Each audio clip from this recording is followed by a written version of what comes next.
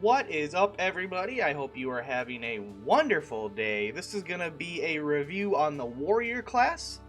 Basically going to give it a grade from an A+ to an F, depending on how I feel about it, how useful I think it is, how good it is. I'm going to go over some pros and some cons, and that's going to be how it's going to go. Basically, I'm going to cover the essence of the class, the core of the class, so I'm not really going to talk so much about equipment. If I do happen to have some good equipment that helps, alleviate some of the weaknesses or make the strengths even better, I might mention it, but I don't have a lot of the equipment that is pure in-game that really makes classes shine. And also, I just kind of want to gauge the class on its skills and what it's capable of and what it does at face value, because maybe not everybody has access to the best gear.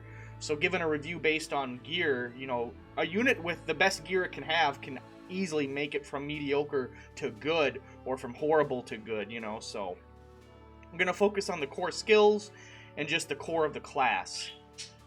And I would be curious to know what you guys think. How would you rate a warrior as well? Let me know down in the comments. Do you give it, an A, a B, a C? I would really love to know how you guys feel, what you guys think of them. As always, I try to read and respond to every comment that is out there. So please, please, please do drop them down below. Now, I want to start off by saying the Warrior is obviously the first class you get in the game. Denim starts as it, and you also get a little NPC Warrior generic with you as well. And one of the biggest pros to the Warrior is its wide selection of weapons. It can literally use every weapon in the game except for a couple. And that is a huge strength. It does have the widest selection that any unit, any class can have. So it's a huge plus. It does have access to a couple skills like Steadfast, and, it gets Siege, which is alright. But the bread and butter of the Warrior, the main way you're going to be using the Warrior, especially once you get access to both abilities, is first you're going to have Mighty Impact, which is really good. It's a good way, with 100% accuracy, gives a good way to distribute debuffs to enemies on the field, with 100% chance for that debuff to proc, and then Double Impact. Now, a little trick with the Warrior that I'm sure most people know is you do Double Impact and Mighty Impact. Those names are so... Double Impact and Mighty Impact, you combo that, do both on one turn, and you can deal some massive damage. The MP cost is relatively high, 80 MP, which means you're not going to see this probably till turn 3 or 4 on a Warrior, which can kind of be a detriment to a degree. And that's pretty much the bread and butter way the Warrior is going to deal the most damage outside of a really strong weapon or something like that, maybe some finishers here and there. Another good thing is the Vigorous Attack, which causes melee attacks of friendly units within 2 tiles to hit with 100% accuracy. So also another good way to get units around you to maybe inflict a debuff if they have one on their weapon, or just to guarantee the hit, other useful things. It's good. It actually really is a really good skill. And I do think that it is exclusive to the Warrior as well, which is pretty nice. So that's kind of like the main skills you're going to run, I would assume most people are going to have. I mean, you could probably swap out 1 or 2 of them, but I feel this is kind of the setup you're going to... I mean, obviously the weapon's preference to a degree. But this will be the setup you're probably going to run. Not too much different there. And, the Warrior has decent defense. It's a good frontline unit. It can take more hits than some other frontline units, and it's got pretty good attack. Like I said, an attack is kind of based on the weapon you're using and other things, so I wouldn't really hold attack too highly. But it's a good class for the majority of the game. Obviously, chapter 1, 2, 3, even 4, it probably starts to lose its value around 4, chapter 4, maybe even chapter 3. You're gonna get more units. You're gonna want to try them out. You're gonna find you like them more in certain ways. I don't really see the Warrior being too viable in the game. I haven't really had a use for it. I mean, you can throw it in a party and it's going to do fine. See, that's the thing about a Warrior is you can throw it in somewhere and it's probably going to perform pretty well. It's going to get the job done. Is it really needed? Probably not. But is it going to fail you? Probably not. So that's why the Warrior is the way it is.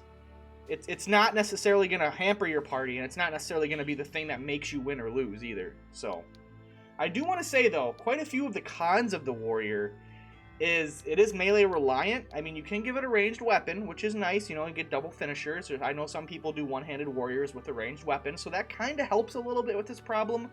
But as most people know, melee is the weakest offense in the game, due to just how much strong, as the game goes on, spells and ranged attacks just get tremendously better and better, and ranged is what? Or melee is what? It's just how it's been since you started, you know, you just get a better weapon. Maybe you actually get a skill, but you gotta be right next to the enemy to use that skill, so... Except for some finishers that do have a little bit of range.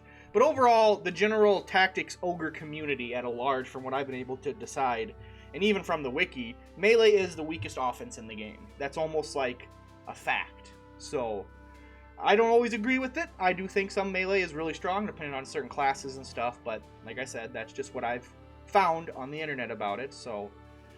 And especially in the later game, melee tends to fall off as you get further, obviously. And spells and range tend to get better as you get further. It's just kind of the way the game's balanced. And the warrior, another major con is they don't have many options during battle. Like I said, you either strike, either auto attack or move, or just attack or move.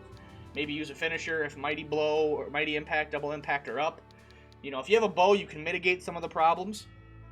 One-handed crossbow, one-handed bow, but you're going to find that a warrior spends a good number of turns possibly doing nothing in the game due to the low movement value. Well, I guess it's average movement value. And the fact that it needs to be up close and personal to a unit. You can mitigate this a little bit by making him a winged warrior, get around the battlefield a little bit better, have less downtime. In my opinion, anytime a unit is spent just moving and doing nothing is a wasted turn to me, especially later on in the game when you need to be taking out units as quickly as possible and you need everybody to be dealing damage as soon as they can, which is why ranged units are preferred in that sense. You know, they can deal damage fairly soon, you know, almost turn 1, turn 2, you got ranged units already unloading on stuff. And it is kind of a one-trick pony, like I said, with the Mighty Impact, Double Impact combo. That's its bread and butter. That's how you're going to get the majority of the damage out, at least the high-end damage, the big damage, the stuff that matters. And with its higher base RT cost, it is kind of a flaw. It's got just about as bad of RT as a Terror Knight here with a generic warrior. Keep in mind I am talking about a generic warrior. You can also mitigate some of the problems by having a unique unit be a warrior, like a story character be a warrior, but I don't know if you'd want to really make any story characters warrior other than when you have Denim as it at the start.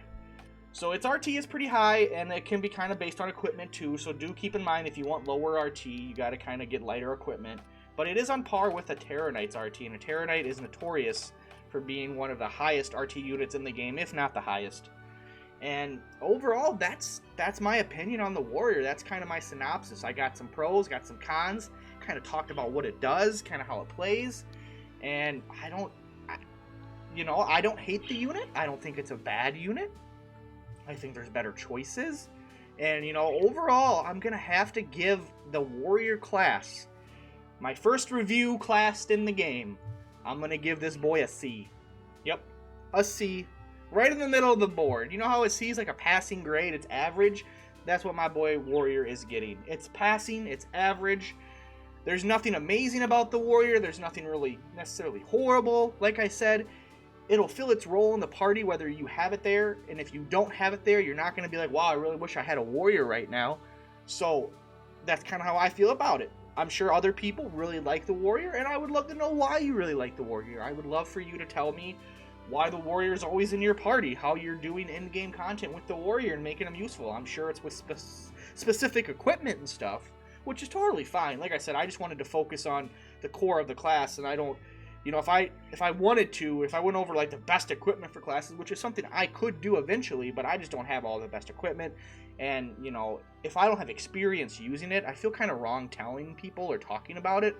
You know, that's just how I am with stuff like this. I want to have experience. If I'm just reading a wiki or something or going over something, it just doesn't feel as genuine as like I personally firsthand experienced it. So, again, a C for the warrior. One of my first reviews of classes. Like I said, I plan to do more. Hopefully you guys found this video interesting. If you like this style, do you like me reviewing the classes? Is it something different? Because all I ever did was go over the classes before. I just said what they did, and then I was like, oh, I don't like them, or this is dumb, you know?